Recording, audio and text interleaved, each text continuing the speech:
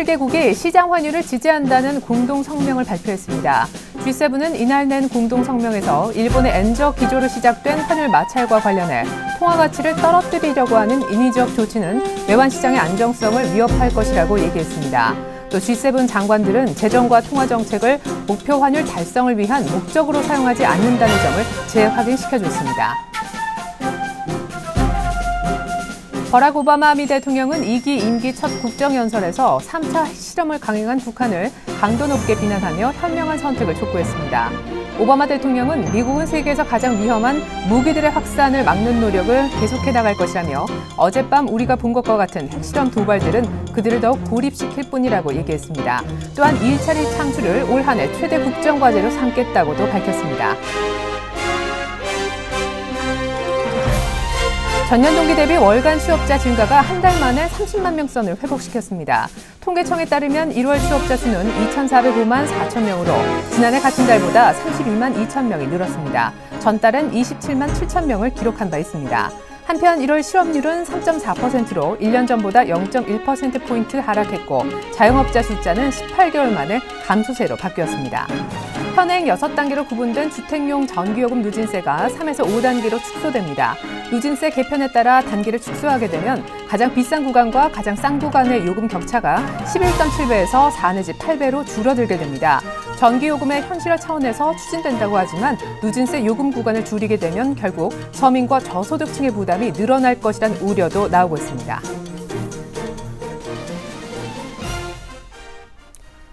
안녕하십니까. 오늘장 내일장의 최애린입니다. 이틀 전 1930포인트에서 1950포인트까지 하루 만에 20포인트 쑥 올렸던 날 기억하십니까? 이틀 전인데 가물가물하신 건 아니시겠죠?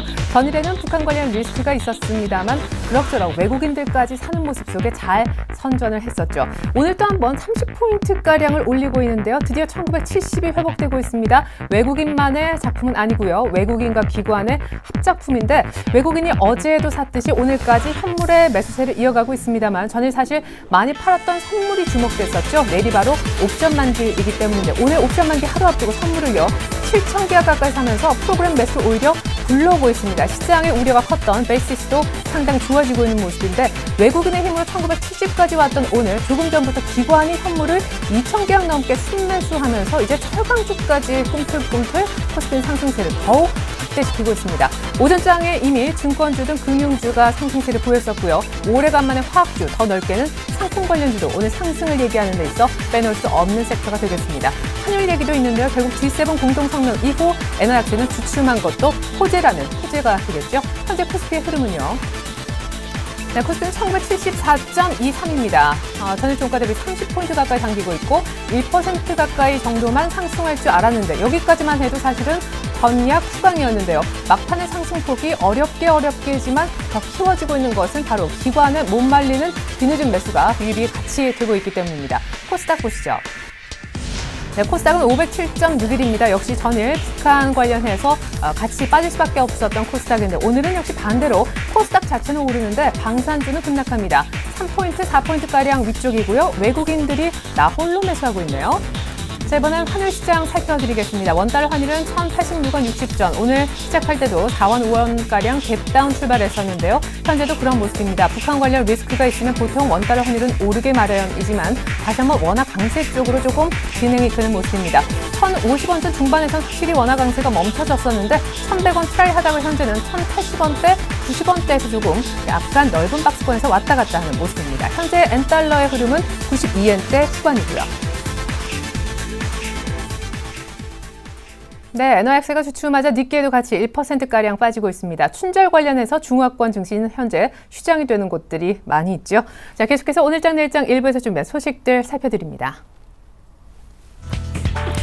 애널리스트에게 듣는다 대신증권 최재식 팀장님에게 먼저 들어보겠습니다. G7 환율 공동성명이 발표됐음에도 불구하고 엔저 기조는 계속될 수밖에 없다고 하시는데요. 이유를 통해서 시장 전략까지 세워보도록 하겠습니다.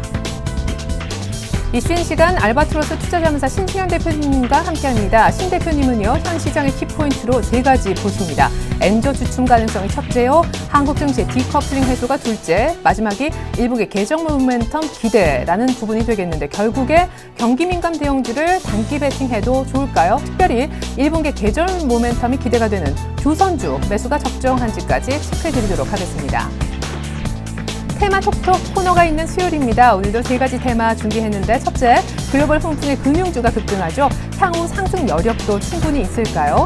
오늘 쌍끌이 매수가 유입되고 있는 화학주, 특별히 OCI가 어제부터 아주 돋보이는 재상승을 보여주고 있습니다. 현 가격대 매입한다면 기대 수익률은 어느 정도가 적절할까요? 방산주가 하루 만에 하락 전환했습니다. 뉴스 발생할 때만 단기 매매가 답일지 세 가지 테마에 관한 종합적인 팁도 챙겨드리겠습니다. 일주일간 수익을 낼 만한 종목 알려드리는 7일간의 수익 다이어리 코너. 오늘은 아이러브스탁의 전진우 팀장님의 추천주 파인 디지털 설명을 듣겠는데요. 올해 말까지 정부의 블랙박스 의무 장착에 따른 수혜주로 예상이 되는 종목입니다. 그런데 오늘 벌써 장중 신고가를 내고 있네요.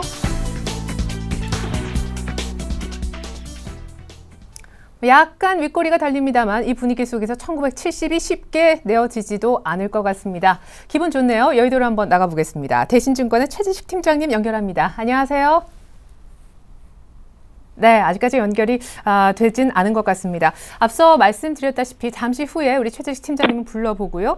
환율 문제가 조금은 진정이 되면서 수급도 개선된 결과 오늘 드디어 많은 분들을 좀 속상하게 했었던 경기 민감주, 특히나 소재나 산업재 쪽이 움직이면서 사실은 오늘 삼성전자가 크게 움직이지 않음에도 불구하고 1% 남짓인데 시장이 그 이상 비트한다라는 것은 오래간만에 낙폭과대 경기 민감주가 함께 올라온다라는 얘기가 되겠습니다. 자, 대신증권의 최재식 팀장님 비유 확인하러 다시 한번 똑똑 문을 두들겨 보겠습니다. 팀장님 안녕하세요.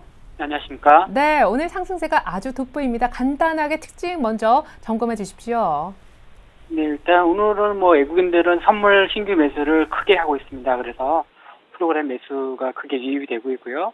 그래서 이제 많은 이제 8조 원가량의 차익 매도 물량을 매도가 출회되는 걸 억제하고 오히려 매수가 급증하고 있습니다. 그래서 전체적으로 코스피 시장이 강하게 반등하는 영향을 주고 있고요. 또 G7 공동 성명서 영향으로 인해서 엔고가 이제 나타났습니다. 오늘 하루 종일 보면. 그래서 국내 증시는 상승하지만 일본 증시는 하락세를 보여주고 있습니다. 사실은 지난번에 우리 최 팀장님 뵙고 그때가 이제 BOJ 총재 조기 사임설 나오면서 일본 니케이가 급등하고 우리가 빠지는 조금 우울한 날이었는데 오늘은 어째 반대인 것 같습니다. G7 공동 성명서 내용이 궁금한데 사실은 일본은 또 자기들한테 굉장히 유리하게 해석을 했다라고 하더라고요. 정확히 엔저 일본에 대한 지적을 한 건 아니었죠? 네, 일단 공동 성명서 자체에서는 원칙적인 시장 환율 원칙을 재천명하는 정도였습니다. 그래서 일본 관리가 자기 나름대로 해석을 하면서 어저께 이제 엔저가 강화되었었는데 다시 이제 G7의 한 관리 자체가 일본을 겨냥한 것이라고 인터뷰를 하면서 다시 오늘은 엔고가 나타나고 있습니다. G7 성명서 자체가 구속력이 없어서 여러 영향으로 엔저의 속도는 제어할 수는 있겠지만 엔저라는 추세는 지속될 거라 예상이 됩니다. 먼저 한일 전쟁을 초래한 쪽은 작년 9월에 22화의 패드이거든요. 그래서 엔저의 추세는 유지될 거라 생각이 들고요. 현재 미국이나 독일, 프랑스, 일본 등 주요 4개국, G3 4개국이 한 목소리를 낼 수 있는 상황이 아닙니다. 당장 이제 차기 미국 재무부 장관에 될 미국 차관도 아베 노믹스의 정책을 지지한다고 공식 표명을 했고요. 그래서 아무래도 엔저의 추세는 유지되지 않을까 싶습니다만 이번 G7 공동 성명서라든지 향후에 2월에 이탈리아 총선이라든지 미국의 자동 예산 삭감 이슈 그리고 5월 들어서 부채 한도 상향 이슈 그리고 피그스의 긴축 이행 점검 이슈 이런 부분에 따라서 엔화가 글로벌 통화 대비 평가 절하는 속도 자체는 좀 조절할 수 있을 거라 생각됩니다. 그래서 속도 자체는 완만해질 수는 있겠지만 근본적으로 미국과 유럽, 일본 등이 경제 부양을 위해서 양적 완화를 조속히 거둬들일 수 없으므로 엔저 추세는 지속되지 않나 싶습니다. 예. 그래요? 그러면은 이 속도 조절이 어디까지 좀 기대를 해볼 수가 있습니까? 뭐 정확히 N달러 라인도 좋고요. 혹은 뭐 몇 월 달까지 기간도 좋겠습니다. 네, 뭐 속도 자체는 뭐 현재는 그 워낙 많이 올라서 한두 달 정도 상에서는 뭐 그럴 수 있다 생각이 들어요.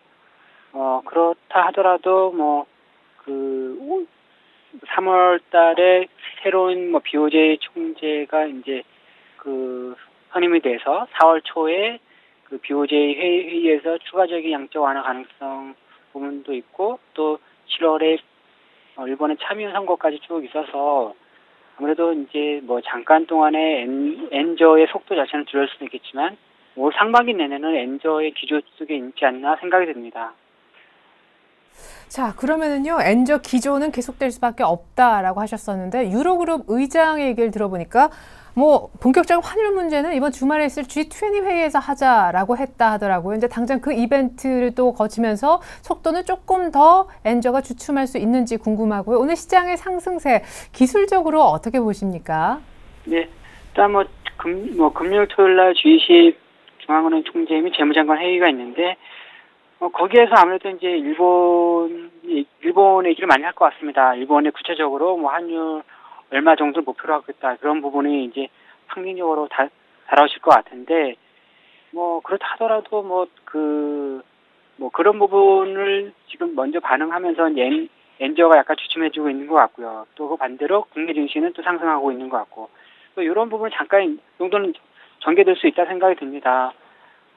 그리고 기술적으로도 이제 단기 상승 몇 개월이 지난주 금요일 날 발생한 이후에 추가 상승을 했었고, 어저께 잠깐 쉬었지만, 현재 RSI 타격선 지표가 이중 바닥 형성 후에 좀 강하게 반등 중에 있습니다. 그래서 오늘도 21선까지 상향도 했고요. 또 외국인들은 내일 옵션 만기를 맞두고 프로그램 매수 유발할 수 있게끔 선물 신규 매수가 들어옴에 따라서 좀 더 추가 상승 여력은 또 남아있다 생각이 듭니다. 자, 그러면 어디까지 갈 수 있을까요? 일단 사실은 단기적으로 60선, 70선이 저항이 될 거다 했는데 오늘 움직임이 좋단 말이에요. 수급도 그렇고요. 얼마까지 더 추가 상승 가능할지 여쭤보고요. 오늘 많이 오르는 경기 민감주는 이러고 또 상승세가 그냥 바로 꺾일지 그 부분도 같이 여쭤보고 싶습니다. 네, 일단 주말에 이제 그런 러시아에서 그런 회의가 중앙은행 총재 회의가 있으니까, 그리고 옵션 만기일 이런 수급적인 측면 고려한다면 외국인들한테 좀 기대할 수 있는 부분이 있다 생각이 들어요. 그래서 적어도 금주 안에 추가 상승 계속 유지하나 하다 싶고요. 또 만에 하나 주말에 토요일이죠. 우리나라 시간으로 토요일 알게 될 그 총재 회의에서 더 강력한 환율 대책이 나온다면 다음 주에도 긍정적인 흐름이 예상됩니다. 그래서 현재는 2,000선까지는 이렇게 약간 넓게 보는 관점이 유효한 것 같고요. 오늘 상승한 철강 금속이라든지 정유주 이런 부분들도 워낙 이제 올 들어서 너무 많이 빠져서 기술적 반등은 할 수 있을 것 같아요. 근데 말 그대로 올해 많이 빠져서 기술적 반등 영역이지 않나 그런 생각이 듭니다. 철강 금속 같은 경우는. 예, 그래요. 일단은 이번 주 그리고 다음 주까지 잘하면 반등의 연속성이 조금 더 나오면서 2,000포인트까지도 가능할 장이다. 이렇게 단기적으로 전망해 주셨습니다. 무엇보다 이 엔저의 추세는 계속될 거라는 분석 잘 들었습니다. 대신증권의 최재식 팀장님 전망과 분석이었습니다. 감사합니다. 네, 감사합니다.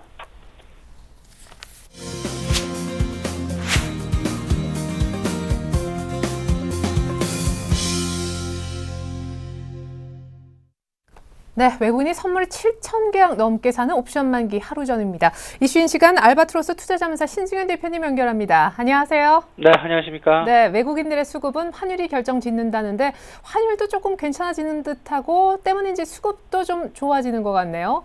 네, 전반적으로 뭐 지금 수급 상황 많이 개선되는 그런 모습 보이고 있습니다. 뭐 아시다시피 외국인 기관들 전부 지금 뭐 매수세에 나선 그런 모습이고, 특히나 시총 대형주들, 특히나 그 경기 민감주를 중심으로 해서 매기세가 몰리고 있다라고 말씀을 드릴 수 있을 것 같습니다. 지금 이제 상황들 뭐 간단하게 정리를 해보면, 일단은 엔저 현상이 다소간 좀 주춤거리는 그런 모습이 전체적인 투자 심리를 회복시키는 그런 모양새를 갖춰주는 것 같고요. 더 나아가서는 그 아베 총리의 어떤 그 기업들을 향한 전반적인 그 임금 인상 요구 부분, 그리고 더 나아가서는 오바마 대통령의 연두 연설에서도 나왔듯이 전반적 최저 임금, 생계형 임금을 20% 이상 상승시킨다라는 그런 발언들로 인해서 전반적인 지금 현재 소비를 부흥시키려는 그런 상황들 지금 나타나고 있다. 이런 부분들로 인해서 지금 시장에서는 전체적인 그 인플레에 대한 기대감과 동시에 일단은 소재주들을 중심으로 해서 많은 상승이 나타나고 있다라고 보셔야 될 것 같습니다. 그리고 또 한 가지 분명한 것은요, 오늘 상황 전반적으로 엔저 주춤이 이제 그 확대가 되면서 한국 증시의 디커플링 해소 현상 지금 뭐 많은 부분 나타나고 있잖아, 이렇게 생각이 되고요. 마지막으로는 역시 1분기 계절적인 모멘텀을 한번 기대해 볼 수 있는 그런 상황이다라고 정리를 할 수 있을 것 같습니다. 네. 자, 환율 얘기가 아주 뜨겁게 진행되고 있는데, 의외로 이제 G7 공동 성명이라는 것이 나왔습니다. 환율을 인위적으로 만지지 말자, 시장에 맡기자라는 얘기인데, 요거는 전초전에 불과합니까? G20에서 뭔가 더 진한 일본 엔화 저지 얘기가 나올 것도 같아요. 네네, 뭐 말씀하신 그대로입니다. 뭐 G7, 뭐 G20 모두 뭐 구속력은 없는 그런 회의 내지는 뭐 문구가 되겠는데요. 하지만 전반적인 어떤 그 의지 그리고 공조를 더욱더 확고히 한다라는 그런 차원에서 좀 분위기를 읽으시면 어떨까 싶습니다. 그리고 더 나아가서는 이제 그 G20 이번 주 후반이죠. G20 회담에서 결국은 환율이 주요 안건 내지는 주요 관심사가 될 가능성이 있겠다, 이렇게 좀 말씀을 드려보고요. 이런 얘기들은 결국은 엔저 현상이 다소간 주춤할 수 있는, 뭐 엔저 현상이 계속될 것이다라는 부분에는 뭐 일단 무게가 많이 실리고 있는 건 사실이지만, 일단 단기적으로 엔저 현상이 다소간은 좀 주춤거릴 가능성이 있겠다, 좀 안정화를 좀 기대해 본다, 이런 말씀을 좀 드립니다. 하지만 그 큰 그림 속에서 본다면 환율 시장의 안정화를 판단하고 그리고 결론 내리기에는 아직은 좀 이른 감이 없지 않나 있다라는 그런 말씀 좀 드려보고요. 이런 상황들 일단은 단기적인 상황으로 좀 이해를 하시고, 단기적으로 지난주부터 계속 말씀드렸죠. 환율 안정과 동시에 경기 민감주에 좀 베팅을 하셔야 될 텐데, 환율 시장의 안정화 부분 에 따라서 좀 단기적으로 경기 민감주에 베팅을 하시는 것이 바람직하다라는 말씀 좀 드립니다. 그리고 오늘 시장에서 좀 뭐 나타나고 있습니다만, 건설하고 조선업종 지금 보시면 다른 업종, 뭐 소재 업종이나 다른 경기 민감 업종에 비해서 다소간 좀 상승폭이 조금은 좀 약한 것이 사실입니다. 이런 부분들로서 오히려 저가 매수할 수 있는 그런 기회를 충분히 주고 있다라는 것, 우리 시청자 여러분 좀 관심 있게 바라보시면 좋겠습니다. 네. 자, 이제 정말 기대되는 내용입니다. 디커플링이 언젠가 해소될 거다. 우리도 글로벌 증시만큼 잘 갈 수 있다라고 계속 몇 주 전부터 얘기를 하셨는데, 다우가 5년의 최고치를 경신을 했고, 나스닥은 뭐 13년의 최고치 얘기를 하고 있죠. 우리도 이제 뭐 2천을 좀 넘어가면서 그런 분위기 맞출 수 있을까요? 네, 저는 뭐 그렇게 기대를 해보는데요. 그 모든 우리 주식시장에 있는 투자자 100%가 다들 그런 기대감을 좀 갖고 계시리라, 이렇게 생각이 됩니다. 일단 가장 큰 부분 두 가지를 좀 먼저 꼽아 보면요. 일단 그 어제 북한에서 그 3차 핵실험을 하면서 지정학적인 불확실성 해소가 되었다라는 그런 말씀 좀 드려봅니다. 그리고 또 환율 부분이 조금 좀 도와주고 있는 것 같고요. 더 나아가서는 세 번째입니다. 뱅가드의 매물 부분, 일정 부분, 특히나 시총 대형주를 중심으로 한 뱅가드의 물량은 일정 부분 어느 정도 좀 소화가 되었다라고 말씀을 드립니다. 큰 그림 속에서 지금 현재 그 미국 시장 내에서 미국 채권, 국채 시장의 어떤 그 버블 가능성 논란이 더욱더 가속화되고 있는 그런 상황입니다. 이로 인해서 채권 시장의 버블 가능성, 거품 가능성, 그렇다면 오히려 유동성이 위험자산으로 들어오려는, 위험자산으로 유입되는 그런 가능성이 더 높아 보인다라고 말씀을 드립니다.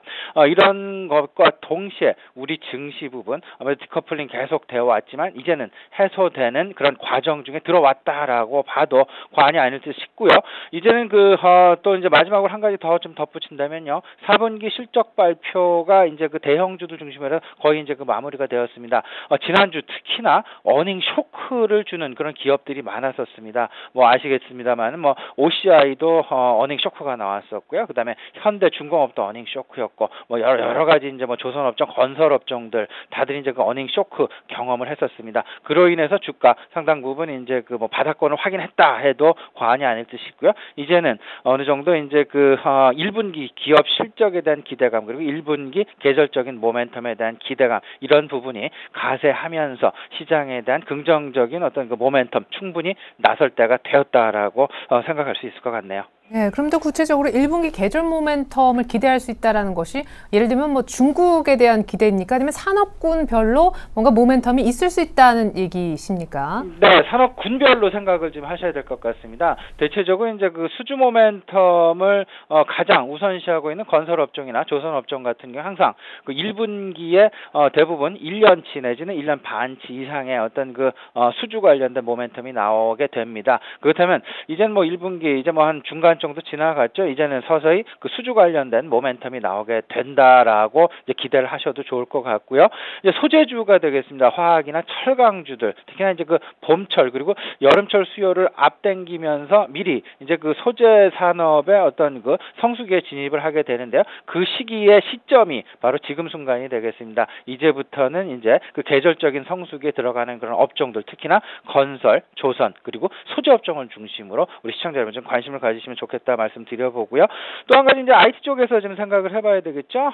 지금 뭐 구글에서 넥서스4의 약진 부분 그리고 한 2달 정도 있으면 나오게 될 갤럭시 S4에 대한 어떤 그 신작 출시 모멘텀 이로 인해서 어떤 그 새롭게 실리는 어떤 그 변화 부분 그리고 진화 부분 이로 해서 뭐 그 무선 충전 관련주들 계속해서 어떤 시장에 관심 받아주고 있고요. 그리고 그다음에 뭐 OLED 관련해서도 시장 내 관심 극도로 지금 그 진행이 되고 있는 그런 상황들입니다. 갤럭시 S4와 관련된 그리고 넥서스 4와 관련된 그런 그 제품 관련된 모멘텀들 분명히 시장 내에 계속 잔류하리라 이렇게 생각이 됩니다. 계속 강조드려서 말씀을 드립니다. 지금 현재 시장 디커플링이 해소되는 과정이다라고 많은 부분 이제 그 무게가 실리는 그런 상황 속에서 이제는 좀 경기 민감 대형주로 서서히 시장 우리 그 투자 시점에 그런 그 관심 부분을 좀 옮겨 가야 되겠다 이렇게 좀 강조드리고 싶습니다. 네, 자 그러면 경기 민감 대형주를 단기 베팅 해보자라고 계속 강조해 주셨는데 건설과 조선 정도로만 한정 짓는 게 좋겠습니까? 앞서서 철강 같은 경우에는 그냥 단순 낙폭과대에 의한 반등이라서 이제 앞으로 시세 연속성에 대해서 어떤 높은 점수를 주지 않는 애널리스트 분도 계셨는데 그러면 포트의 현금 비중은 줄어드는 것인지 아니면 그 밖에 포트 제외 업종이 또 있는 겁니까? 네네, 저는 뭐 포트 내 현금 비중 항상 20% 내외는 꼭 좀 우리 시청자 여러분 가져가시는 그런 전략이 바람직해 보인다 이렇게 좀 말씀을 드리고 싶습니다. 다만 이제 그 포트에서 제외되는 업종 이제는 그 춘절 관련된 모멘텀 이제 중국이 지금 현재 춘절이 진행되고 있는 그런 상황이죠.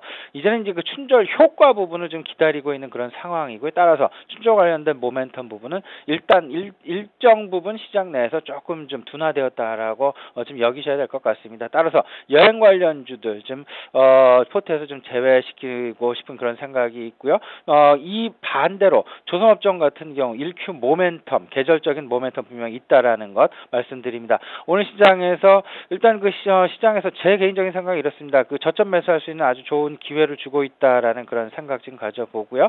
오히려 지금 이제 그 중국의 어떤 그 전반적인 경기 뭐 턴어라운드라든지 뭐 이런 부분 관련해서 소재업종, 특히나 정유업종과 이제 그 정유업종과 그다음에 그 자산 저거죠 그 상품 관련주들의 오늘 상승 부분 조금 좀 오늘 좀 너무 급등한 것이 아닌가라는 그런 생각 좀 많이 들고요. 이런 상황들 속에서 조금은 단기적인 그 트레이딩 관점으로 대응을 하시는 게 좋겠다라고 말씀드리고 싶네요.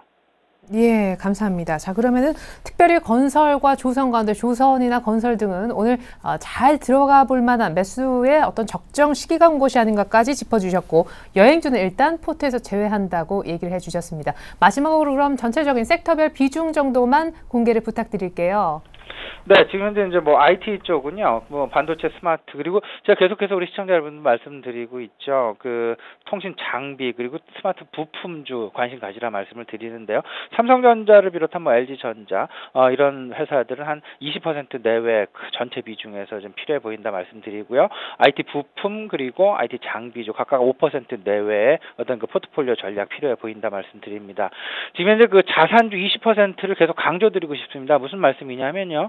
이렇습니다. 지금 뭐 아베 총리의 어떤 그 기업들을 향한 임금 인상을 실질적으로 공식적으로 요구한다라는 측면, 그리고 오바마 대통령의 최저임금을 20% 이상 상승한다라는 그런 어떤 그 연두 교두 그 회견 내용이라든지 이런 부분을 본다면 전반적으로 중산층 부분에 대한 소비를 확대시키려는 그런 노력이 이제 보입니다. 하지만 우리 사회적으로 좀 예상이 되는 반대급부 현상은 결국은 인플레이션이 유발이 된다는 그런 의미가 되겠습니다. 따라서 인플레이션에 대한 유념 꼭 하시고 이와 관련된 자산주들에 대한 관심을 꼭 좀 가지셔야 되겠다 말씀드립니다.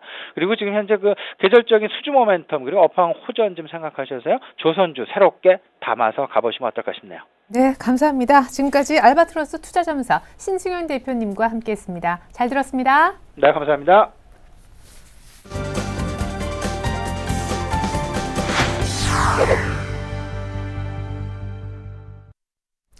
네, 테마 톡톡 시간입니다. 수요일날 언제나 한 3가지 테마 정도 열심히 공부해보는 시간인데 오늘은 시장에 어떤 테마가 주목을 끌었을까요?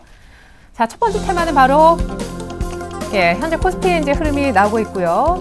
여전히 1970선이 유지가 되는데 첫 번째 테마를 이제 잠시 후에 저희가 살펴드리겠습니다. 사실은 먼저 말씀드리면요, 오늘 방산주가 좀 화면에 비춰지고 있어요. 방산주가 전일 북한의 3차 핵실험으로 결국은 밝혀진 그 같은 행동들을 통해서 급등을 했었었고 전일 상한가 내지는 상한가에서 마감한 그런 종목들도 많았습니다만 오늘 하루 만에 바로 반락을 하는 그런 모습이고요. 두 번째는 저희가 금융주를 준비해 보았습니다. 일부 금융주 오늘 그리고 증권주 얘기도 많은데요. 화면에는 일단 은행주들 일색으로만 나오고 있습니다. 오늘 특별히 지방 쪽에는 BS금융지주 그리고 화면에 없는 DGB 금융지주 쪽은 신고가 먼저 치고 나가는 지역은행들의 모습도 아주 인상적입니다.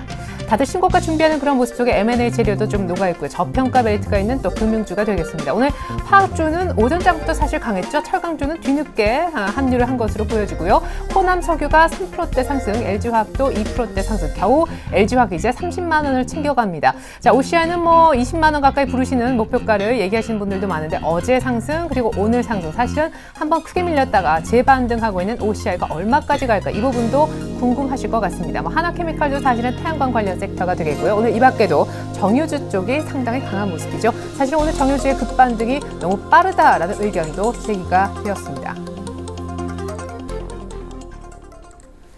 네, 첫 번째 금융주 정도의 분석을 먼저 듣는 것이 어떨까 싶어요. 샘플러스 남은우 원장님 만나보겠습니다. 안녕하세요. 예, 안녕하십니까? 네, 사실 금융주가 한번 이제 순환매의 큰 수혜자로 부상이 됐었다가 약간 좀 소강 상태였다가 오늘 다시 부각이 되는 모습이네요. 예, 그렇습니다. 금융주 같은 경우에는요, 대표적으로 우리나라 금융주가 글로벌 금융주에 대비해서 상당히 좀 저평가가 진행이 되었다 이렇게 볼 수가 있겠는데요. 오늘장 금융주 상승 이유는 아무래도 이러한 저평가와 더불어서 3월 결산법인에 대한 기대치가 점진적으로 증가되고 있다 이렇게 볼 수가 있겠습니다. 3월 결산법인이라고 한다면 대표적으로 보험업종과 증권업종을 들 수가 있는데요. 따라서 이 배당에 대한 중요한점에 어떤 관심도 있고요. 그리고 현재 우리나라 증시 자체가 바닥에서 이제 어느 정도 탄력적인 상승으로의 전환이 가속화되지 않는가에 대한 기대값들이 현재 증권업종과 금융업종 전반적으로 매기가 붙어 나가는 흐름인 것 같습니다. 네. 자, 금융주 상승 이유에 대해서 얘기를 해주셨는데 상승은 오늘까지 하지만 앞으로 못 간다면 별로 살 마음은 없어질 것 같습니다. 향후의 상승 여력은 얼마나 더 있다고 생각하시는지요? 예, 금융주 같은 경우에는요, 일단 글로벌 전체적으로 유동성이 보강이 되고 있는 부분이 있고요. 그리고 작년부터 진행되었던 우리나라 장세의 어떤 내적인 특징적인 부분이 있는데요. PER보다는 PBR, 주가 순자산 배율이 훨씬 더 우리나라 시장에서 받아들여지는 흐름들이 좀 강했다 이렇게 볼 수가 있겠습니다. 작년 같은 경우에도요, 저퍼주가 움직인 것이 아니라 철저히 저 PBR주가 순환이 되었거든요. 그렇다고 본다면 주가 순자산 배율이 좀 낮은 1 이하가 되는 업종이 과거 본다면 유틸리티, 전력이라든지 전기전자, 전기라든지 그리고 가스, 그리고 통신업종들이 대표적인 부분이었고요. 보다 더 낮은 저 PBR 주식들이 있었는데요. 그렇다면 저 PBR 중 가장 낮은 PBR 업종 자체가 곧 은행과 증권, 보험회사들이거든요. 그래서 본격적으로 지난 유틸리티와 통신의 상승이 이루어졌고요. 현재부터는 일단 다시 한번 저 PBR류인 이 금융업종들이 전반적으로 가격 매력이 좀 부각되면서 상승하고 있는 것 같고요. 이런 흐름들은 좀체 단기간에 나타난 현상이고 사라질 것이 아니라 중기 관점에서 계속적으로 좀 전개될 가능성이 커 보입니다. 그래서 중기 관점에 이러한 금융주에 대해서 관심을 본격적으로 가져도 될 것 같습니다. 예, 그래요. 중기 관점에서 좋은 금융주 얘기였습니다. 사실은 그냥 시청자분들이 볼 때는 금융주는 뭐 이거 사나 저거 사나 굉장히 비슷비슷해 보이고 별 차이가 없는 듯 느껴지는데 그렇습니까? 토픽주 하나만 좀 꼽아주신다면 좋겠어요. 네, 금융주 전반적으로 좀 괜찮아질 것으로 판단하고 있지만은 그래도 은행주 중에서 이 지방은행주, BS 금융지주를 우선 탑픽으로 꼽아봤습니다. 지방은행주는 일단 그 일반 대형은행주하고는 좀 다른 흐름들이 지금 주가적으로 나타나고 있는데요. 역시 전체적으로 시장에 어떤 리스크를 크게 받지 않는 가운데 지역의 특성을 잘 살려서 발전해 나가고 있는 부분이 부각되는 것 같고요. BS 금융지주 같은 경우는 오늘 같은 경우 좀 큰 폭으로 상승하고 있지만 현 가격에서 추격하기보다는 15,000원 이하라면 충분히 분할 매수에 접근해도 괜찮지 않겠나 이렇게 간략히 설명해 드리도록 하겠습니다. 네, 그럼 중기로 BS 금융지주 목표가는 대략 어느 정도가 가능할까요? 예, 1차 목표치는 한 17,000원 정도 볼 수가 있겠는데요. 그렇지만 좀 한 6개월 정도 목표치로 본다면 한 2만 원 선까지도 좀 욕심이 나는 종목입니다. 그리고 시장 자체의 안정성과 더불어서 계속적으로 금융주들의 어떤 파워풀한 매수의 어떤 진입이 충분히 이제 가능할 것으로 저는 판단하고 있습니다. 네, 감사합니다. 중기로 좋은 금융주 그 가운데 BS 금융지주를 15,000원 밑에서 산다면 6개월 후 2만 원도 보겠다라는 얘기해 주셨습니다. 샘플러스 남은호 원장님의 금융주 분석이었습니다. 감사합니다. 네, 감사합니다. 네. 자, 계속 이제 저희가 남은 테마 두 가지를 분석을 해드릴 텐데요. 저희가 남은 것이 이제 화학주 섹터 하고요. 오늘 갑자기 급락해서 반전 흐름을 보여주고 있는 바로 그 방산주 테마가 되겠습니다. 두 번째로 저희가 이제 살펴볼 것이 바로 화면에 나가고 있는 화학주 섹터입니다. 아쉽게도 지금 정유주가 보여지지 않고 있는데요. SOL이 한 4% 이상 급등을 하고 있습니다. SK이노베이션도 마찬가지. GS가 약간 늦는 편인데 이 밖에도 고려아연이 한 6% 가까이 급등하면서 오늘 전반적으로 종합 상사주까지 흐름이 상당히 강하게 나와 있는 넓게는 화학주 섹터를 저희가 준비를 해봤습니다. 전문가 눈에는 어떤 종목이 쏙 눈에 들어올까요? 유진투자증권 압구정 지점으로 가서 정승영 과장님께 도움 말씀을 좀 듣도록 하겠습니다. 안녕하세요, 과장님. 네, 안녕하세요. 네, 화학주 진짜 역시 뭐 이렇게 좀 철강하고 같이 소외되어 있었는데 오늘 드디어 관심을 받습니다. 생각해보면 태양광은 전일부터 다시 좀 관심을 받았던 것도 같고요. 일단 상승 이유부터 분석해 주시죠.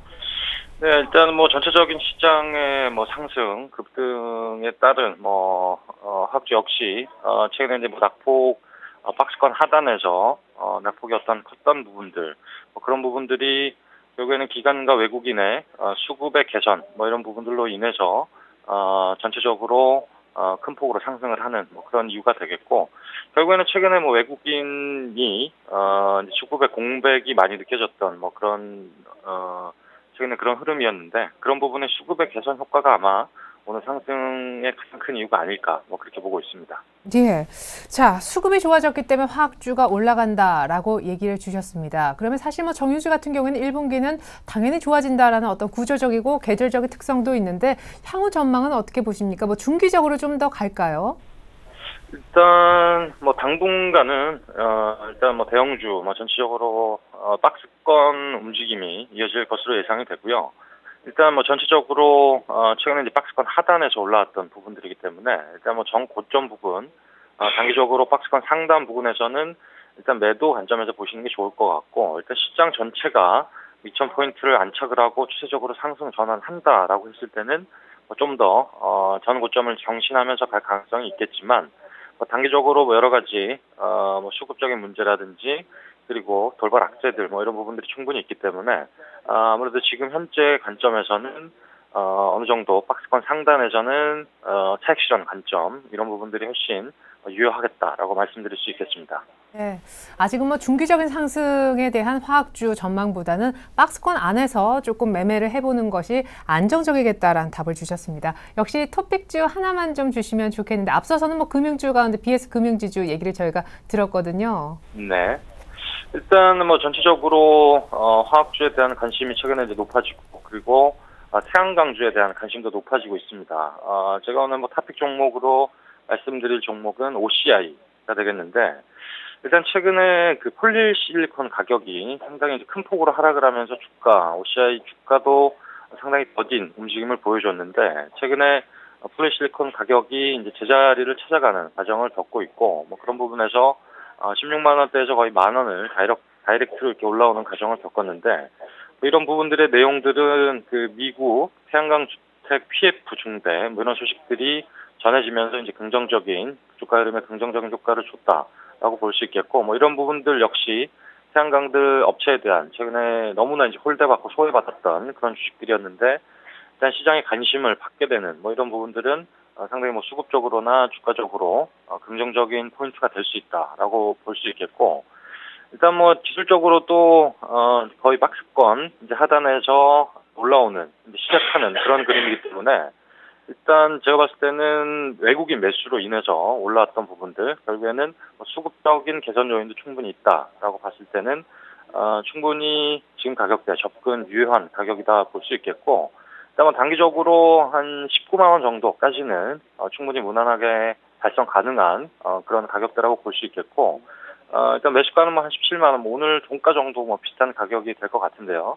매수가는 그렇게 접근을 하시고 단기 목표가는 19만 원, 손절가는 전 저점 부분이 깨지는 한 15만 8천 원 정도 보시면서 가격 전략 세우시면 될 것 같습니다. 네, OCI가 가장 좋아 보인다라고 하셨고 지금 진입해볼 만한 가격대다라시면서 목표가 단기로 19만 원을 불러주셨습니다. 유진투자증권 압구정지점 정승영 과장님의 도움 종목이었습니다. 잘 들었습니다. 네, 감사합니다. 네, 마지막으로 방산주도 살펴봐야 되겠습니다. 어제 북한 관련 이슈로 해서 급등을 했었는데 오늘 이렇게 하루 만에 급락을 하니까 사실 어제 못 파신 분들은 이제 뭐 웃을 일이 좀 사라지신 게 됐죠. 어제 혹시 따라가신 분이 계실까요? 이 부분에 대한 도움 말씀은요. KTB 투자증권 압구정지점 정용현 대리님 연결해서 확인하도록 하겠습니다.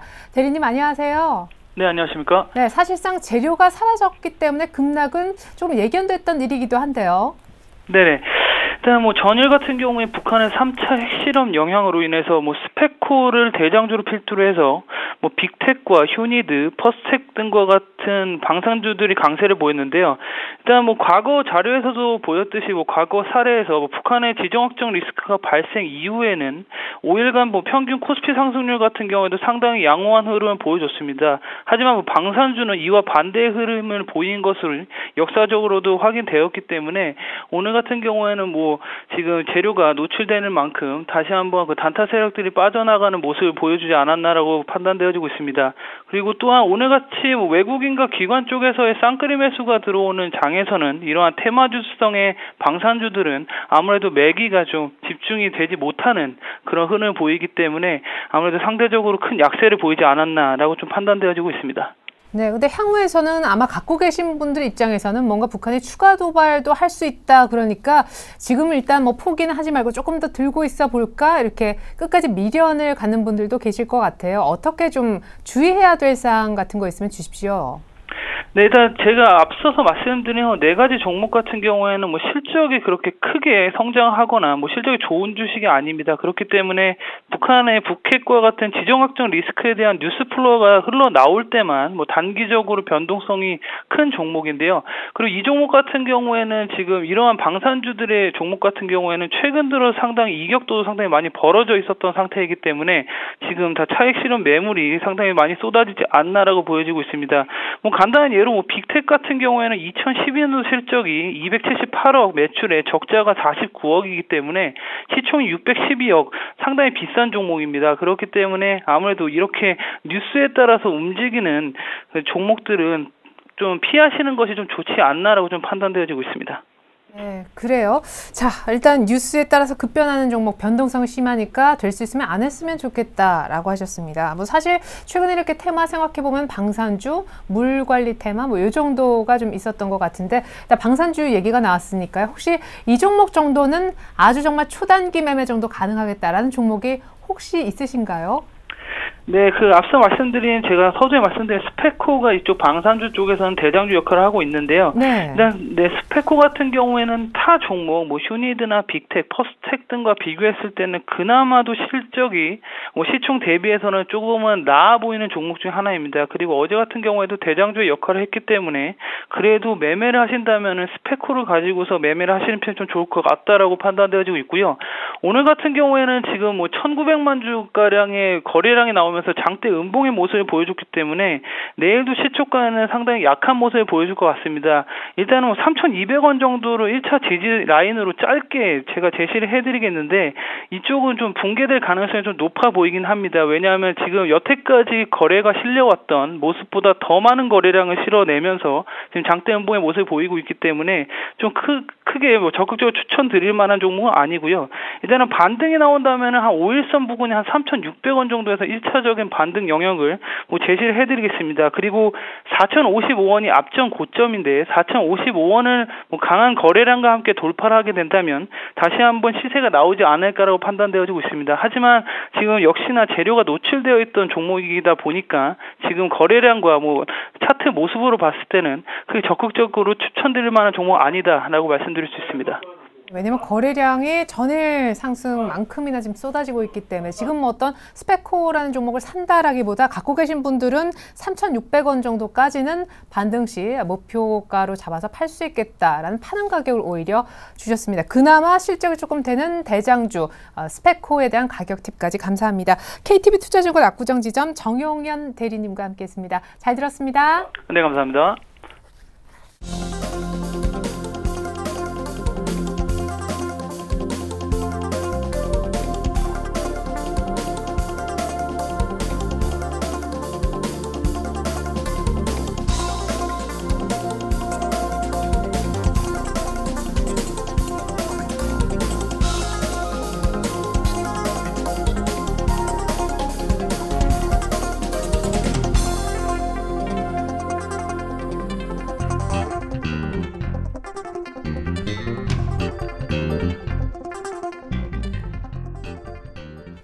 네, 이렇게 해서 저희가 오늘 테마톡톡을 통해 BS금융지주 그리고 OCR 스페코까지 저희가 손에 이렇게 쥐고 있는 그런 상황입니다. 하지만 일주일 동안 수익 낼 만한 종목을 집중적으로 알려드리는 코너도 있는데요. 바로 지금입니다. 일주일간 수익 낼 만한 종목 알려드리는 7일간의 수익 다이어리. 먼저 다이어리부터 펼쳐보도록 하겠습니다. 자, 전문가 5분이 월, 화, 수, 목, 금을 맡아 각각 한 종목을 얘기해서 쓰여지고 있는 다이어리 상황인데요. 와, 역시 왕관은 박지훈 과장님이 놓질 않으시네요. 플랜티넷. 이제 이 왕관이 가끔씩 다른 분들에게 갑니다만 거의 뭐 대부분의 왕관을 쓰고 계십니다. 금요일날 추천해 주셨었는데 오늘이 기껏해야 수요일이죠. 월요일장 휴장이었었고요. 이렇게 또 빠른 시간에 1등 왕좌를 다시 지켜내셨습니다. JT는 조금 급등할 때 사서 그런지 지금 손실 구간이 약간 더 커지는 아쉬운 모습이고요. 한솔재지는 실적 부진 이후에 오히려 오늘까지 이틀 연속 차곡이 반등 포인트 잡아주면서 일단 매수가 회복 시도를 보이는 것은 인상적입니다. AP시스템은 삼성투자 발표가 임박한 느낌이 드는 데다가 그나마 OLED 가운데 가장 가지 않았기 때문에 가격 메리트도 있는 종목이라고 해서 어제 샀었는데요. 일단 소폭이지만 수익권 보여주고 있고요. 스카이라이프는 안타깝게도 전일 3%대 밀리면서 손절가 터치하고 말았습니다. 자, 다시 한번 말씀드리지만 1등은 이제는 익숙한 HMC 투자증권 박지훈 과장님입니다. 플랜티넷 축하드립니다. 네, 박지훈 과장님 연결해 보도록 하겠습니다. 안녕하세요. 네, 안녕하십니까. 네, 이렇게 또 한 이틀 만에 1등 바로 하셨네요. 플랜티넷 AS 부탁드릴게요. 예, 뭐 짧게 말씀드리면 12,000원의 어떤 그 장애물이 조금은 좀 힘듭니다만 일단 뭐 단기적으로 봤을 때는 단기 바닥권을 좀 형성하는 그런 움직임들이 저희 눈에는 좀 포착되고 있는데 오늘 뭐 그 대형주 중심의 어떤 뭐 정유라든지 뭐 철강 이쪽으로 좀 매기가 쏠리면서 다소 좀 이제 집중을 좀 조명을 못 받고 있는 상태이긴 하지만 일단은 뭐 한 차례 뭐 시소 게임이 나왔을 때는 충분히 플랜티넷이 좀 다시 한번 스타로 부상할 가능성이 매우 크다라고 볼 수 있고요. 여하튼 뭐 기존에 나왔던 악성 매물들이 다 출회가 됐습니다. 그러니까 뭐 일부 기관 물량인 것 같은데요. 일단 그런 것들 다 출회가 되면서 다소 수급의 공백이 좀 있으면서 좀 매력적인 구간이 좀 도래하지 않았나 싶고요. 일단 뭐 지금 가격도 충분히 강하게 수정바이 매수 의견 한번 내볼 수 있을 것 같다는 생각이 듭니다. 그래서 밸류에이션 프리미엄을 반드시 이 플랜테이션에게는 줘야 된다라는 그런 차원이고요. 일단 뭐 모바일 유해물 차량 서비스뿐만 아니라 자회사들의 실적들이 상당히 괜찮게 나오고 있어서 매출 증가가 곧바로 영업이익으로 증가되는 회사거든요. 그래서 대부분의 매출 원가 대부분은 인건비가 차지하기 때문에 일단 뭐 수익성 측면에서 상당히 가파르게 좋아질 회사가 아닌가 판단됩니다. 그래서 지금 다소 오늘은 좀 무겁다 하더라도 오늘 무거운 것이 내일도 무겁지는 않거든요. 그래서 그런 관점에서 계속적으로 주목을 해야 되는 회사가 아닌가 판단되고 있습니다. 강하게 보유 의견 말씀드리도록 하겠습니다. 네, 심지어 스트롱 바이까지 의견을 주셨으니까요. 오늘 뭐 약간 3% 남짓 수익권이긴 합니다만은 1차 14,000원까지 노리고 싶으신 분들 오늘 동참하셔도 괜찮을 것 같습니다. 플랜티넷, 뭐 수익성의 가파른 개선이 기대가 된다는 내용으로 AS 들어봤습니다. 감사합니다. 다시 한번 축하드릴게요. 네, 감사합니다. 네. 자, 그리고 좀 궁금합니다. 한솔재지. 사실은 저평가 메리트를 저희가 강하게 느껴서 이제 사자라는 얘기를 들은 바 있었는데 실적 부진 얘기가 그 다음 날인가 아무튼 곧바로 나오면서 조금은 힘들었던 종목입니다. 오늘은 강한 모습인데요. 아이러브스탁의 전진우 팀장님 만나보겠습니다. 안녕하세요. 네, 여보세요. 네. 네. 자, 오늘 한 2%, 3% 가까이 오르면서 그래도 매수가 거의 찾아가려고 하네요. 다행입니다. 네. 지난주에 한 1,500원대 접근을 했고요. 현재 그 매수가 부근에 있는데, 먼저 한 주간에 그 한솔재지 관련해서 나온 그 뉴스에 좀 부연해서 말씀을 드리면요. 종목 접근하면서 이미 말씀 좀 드렸던 전제에 좀 부합하는 내용들이에요. 뭐냐면은 원화 강세로 수출 기업들 지난해 4분기 실적 대체적으로 기대에 못 미쳤다. 그것이 올해 결국 1분기에 영향을 미친다라는 거죠. 한솔재지 역시 8% 원가가 좀 하락을 하면서 판매 가격의 하락을 가져왔고요. 수출 비중이 높은 회사이기 때문에 이런 원화 강세가 실적에 좀 부정적으로 작용한다라는 거죠. 근데 이제 이런 거는 한솔재지뿐만이 아니라 시장 전반에 걸친 문제고 그렇기 때문에 현재 시장은 시각장세가 아니라서 이렇게 수급이 모이는 저평가 종목들 가지고 기술적인 구간에서 매매하자라는 시점이었고요. 종목 소개해드리고 나서 현재 구간에서 여전히 기관 수급 이어지고 있고요. 그 다음에 시장이 경기 외적인 그런 변수들에 크게 흔들리지 않는 묵직한 종목이니까 괜찮은 것 같아요. 꾸준히 매수 주체도 있고 목표 주가 11,200원 유지하고 보유하는 걸로 말씀드리겠습니다. 네, 감사합니다. 한솔재지 그냥 보유 의견으로 AS 받아봤습니다. 그나저나 오늘 신규 추천주가 파인디지털이라면서 이 블랙박스 만드는 네, 그렇습니다. 지난 한 12월 달에 한번 매매를 했던 종목인데요. 네? 최근 신고가 또 만들면서 좀 좋은 모습이어서 재차 소개를 드립니다. 방금 말씀하신 대로 회사는 블랙박스 내비게이션 만드는 회사고요. 특히 관심 있게 보는 부분은 내비게이션보다는 이제 블랙박스죠. 왜냐면은, 시장과 정책적인 부분에서 먼저 시장은 블랙박스 시장 자체가 생성된 지 얼마 되지 않았기 때문에 보급률이 10%가 채 못 미치는 신생 시장이라는 거고요. 그 다음에 정책적으로도 2009년도에 교통안전법 개정으로 올해까지 상용차의 블랙박스에 대한 장착이 의무화됐고요. 또 다른 하나는 2011년도 12월에 중소기업 적합업종으로 선정이 돼서 2010년도 이후에 시장에 진입하는 대기업은 정부 조달 시장에 참여를 제한한다라는 이런 중소기업 육성 정책의 효과를 보는 또 수혜 종목이기도 하죠. 최근에 8,500원대 좀 신고가 뚫고 지금 현재 8,750원짜리 이렇게 만드는 동안에 기간 수급 굉장히 안정적으로 이어지고 있고요.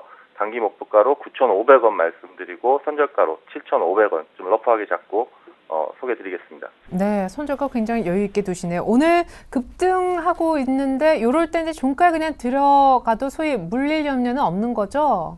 네, 어제 조금 시장 전체적으로 외적인 요소들로 좀 크게 그러니까 하락을 줬다가 어떤 기술적으로 다 같이 반등을 주는 시점에서 평소 좀 기간 수급 많이 모였던 종목으로 가는 것 같아요. 그래서 파인디지털 역시 조금 신고가 만들고 가는 종목이기 때문에 제가 지금 주봉상 한번 보시면은 9,500원대까지 사실은 또 열려 있거든요. 위로 지금 최근에 52주 신고가 만들기 이전에.